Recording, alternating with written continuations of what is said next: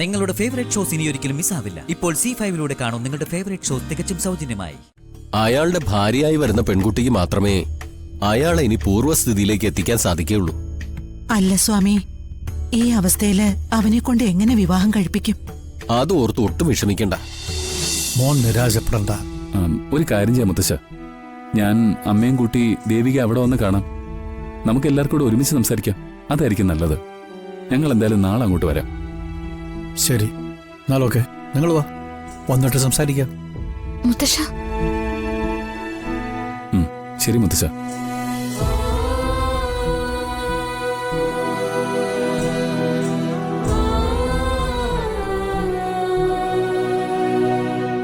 നാളെ ആനന്ദനും അവന്റെ അമ്മ ഇവിടെ വരും. അവർ വരുമ്പോ നീ മുഖം തിരിച്ചു നിൽക്കരുത്. നീ മുത്തശ്ശനെ വിഷമിപ്പിക്കാതെ വിവാഹത്തിന് എതിർപ്പൊന്നുമില്ല എന്ന് നീ അവരോട് പറയണം. ബാക്കിയൊക്കെ ഞാൻ നോക്കിക്കൊള്ളാം. നമുക്ക് എന്തുകൊണ്ടും ആ ബന്ധം തന്നെ നല്ലത് മോള്.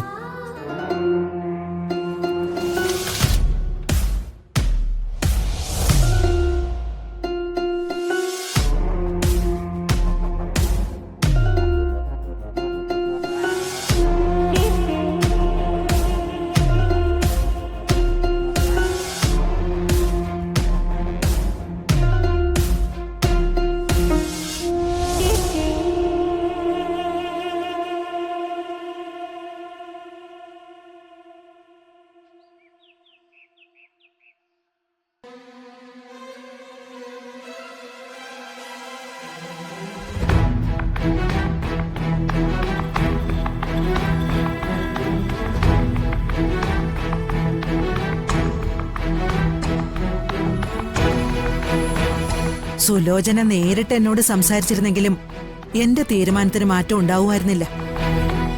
അവളെന്തായാലും ദേവികയെ പറഞ്ഞ വിവാഹത്തിന് സമ്മതിപ്പിക്കാമെന്ന് പറഞ്ഞല്ലേ പോയിരിക്കുന്നേ. ആദ്യം അത് നടക്കട്ടെ. അവള് ദേവികയെ പറഞ്ഞ് സമ്മതിപ്പിക്കട്ടെ. നമുക്ക് അതുവരെ കാത്തിരിക്കാം. എങ്ങനെയും ഈ 2 വിവാഹങ്ങളും ഒരുമിച്ച് നടത്തണം. അതങ്ങനെ നടന്നേ തീരൂ. ഈ 2 വിവാഹങ്ങൾ ഒരുമിച്ച് നടത്തണമെന്ന് അമ്മയ്ക്ക് എന്താ ഇത്ര നിർബന്ധം? ഗോപിയുടെ ജാതകദോഷം മാറാൻ ഒരു വിവാഹം നടത്തിയാലും മതിയല്ലോ. ഞാൻ നിർബന്ധം പിടിക്കുന്നതിന്റെ ഉദ്ദേശം നിങ്ങൾക്ക് ഇതുവരെ മനസ്സിലായില്ലേ? ഇല്ലമ്മേ. എന്നാ അതിനൊരു കാരണമുണ്ട്. അഭിയെ അഞ്ജിതയും തമ്മിലുള്ള വിവാഹം നടന്ന ഗോപികയുടെ ജാതകദോഷം മാറും. അതിന്റെ ഫലമായി ഋഷി സുഖപ്പെടും. അവന്റെ ആയുസിന് പിന്നീട് ഒരാപത്തും ഉണ്ടാവില്ല.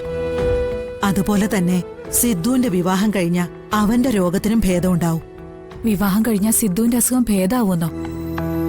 അത് അമ്മയുടെ പ്രതീക്ഷയാണോ?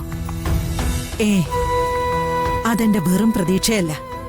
വിവാഹം കഴിഞ്ഞ സിദ്ധുവിന്റെ അസുഖം ഭേദമാകുമെന്ന് എന്നോട് ദിവ്യനായ ആത്മാനന്ദ ഗുരു പറഞ്ഞതാ. അമ്മ ഗുരുവിനെ പോയി കണ്ടിരുന്നോ? കഴിഞ്ഞ ദിവസം അദ്ദേഹം ഇവിടുത്തെ ആശ്രമത്തിൽ വന്നിരുന്നു. അന്നേരം ഞാൻ ഗുരുവിനെ പോയി കണ്ടിരുന്നു.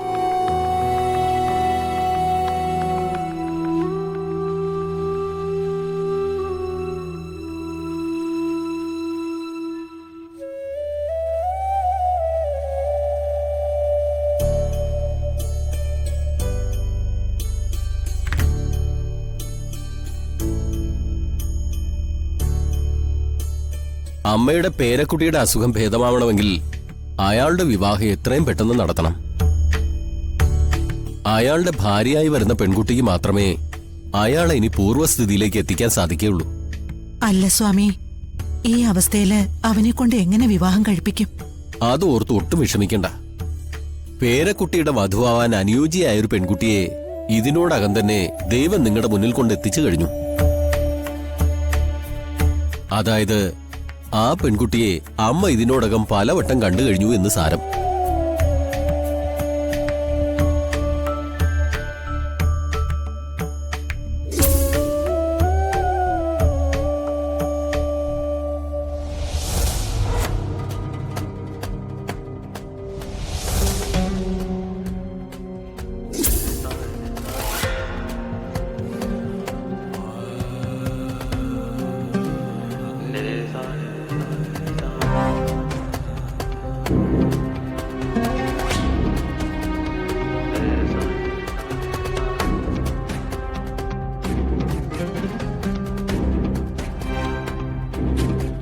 സിദ്ധുവിന്റെ വധുവാകാൻ ഈശ്വരൻ നിശ്ചയിച്ചിരിക്കുന്ന പെൺകുട്ടിയെ അതേ ഈശ്വരൻ തന്നെ എന്റെ മുന്നിൽ എത്തിക്കുമെന്ന് ഗുരു പറഞ്ഞപ്പോ തന്നെ ആദ്യം എന്റെ മനസ്സിൽ തെളിഞ്ഞത് ദേവികയുടെ മുഖം.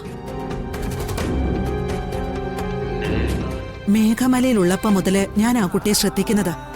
അവളെ പോലൊരാള് തന്നെയാ സിദ്ധുവിന്റെ ജീവിതത്തിൽ വരേണ്ടത്.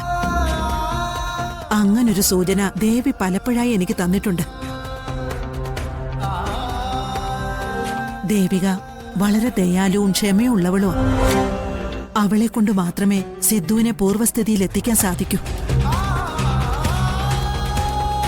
സിദ്ധുമോന്റെ ജീവിതമാ എനിക്ക് ഏറ്റവും പ്രധാനം. അതിനുവേണ്ടിയാ അഭിഷേകിന്റെ അഞ്ജിതയുടെ വിവാഹം നടത്തുന്നതിനോടൊപ്പം സിദ്ധുവും ദേവികയും തമ്മിലുള്ള വിവാഹവും നടക്കണമെന്ന് ഞാൻ പറയുന്നത്. ഇതൊന്നും ഞങ്ങൾക്ക് അറിയില്ലായിരുന്നല്ലോ അമ്മേ. അമ്മയോട് ഗുരു പറഞ്ഞ വാക്കുകളിൽ ഇപ്പൊ എനിക്കും വിശ്വാസം തോന്നുക. വിവാഹം കഴിഞ്ഞ് സിദ്ധുവിന്റെ അസുഖം ഭേദാവുമെന്ന് ഇപ്പൊ എന്റെ മനസ്സും പറയുന്നു.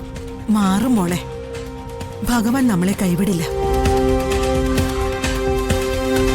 സിദ്ധുവും ദേവികയും തമ്മിലുള്ള വിവാഹം നടക്കണം. വിവാഹം നടന്നാ ദേവിക അവനെ കാര്യമായിട്ട് നോക്കിക്കോളും. അതിലെനിക്ക് ഒരു സംശയവുമില്ല. മേഘമലയിൽ വെച്ച് അവളെ പരിചയപ്പെടാൻ സാധിച്ചതും ആ കുടുംബവുമായി ബന്ധം ചേരാൻ സാധിച്ചതും ദൈവനിശ്ചയം തന്നെയാ. അല്ല, എനിക്കിപ്പോഴും സംശയം ബാക്കിയാ. എന്ത് സംശയം? ഗുരു സൂചിപ്പിച്ച പ്രകാരമുള്ള പെൺകുട്ടി, സിദ്ധുവിന്റെ വധുവാവാനായി ദൈവം തെരഞ്ഞെടുത്ത പെൺകുട്ടി, അത് ദേവിക തന്നെയാണെന്ന് അമ്മയ്ക്ക് എന്താ ഇത്ര ഉറപ്പ്?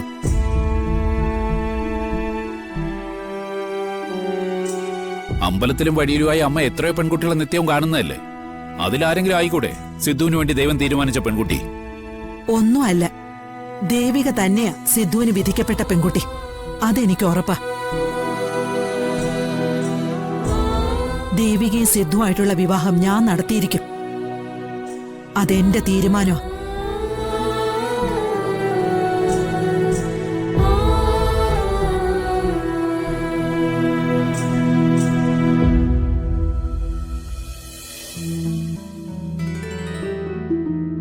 എന്തിനാ അനാവശ്യ സംശയം? എനിക്ക് അങ്ങനെയൊന്നും തോന്നിയില്ലല്ലോ മഹേട്ടാ. എന്തൊക്കെ തന്നെ ആയാലും ദേവിയേക്കാൾ അനുയോജ്യായ ഒരു പെൺകുട്ടിയെ സിദ്ധുവിനു വേണ്ടി കണ്ടെത്താൻ സാധിക്കില്ല. അമ്മയ്ക്കുള്ളതുപോലെ നിർബന്ധം എനിക്കുണ്ട്. സിദ്ധുവും ദേവികയും തമ്മിലുള്ള വിവാഹം നമുക്ക് നടത്തണം.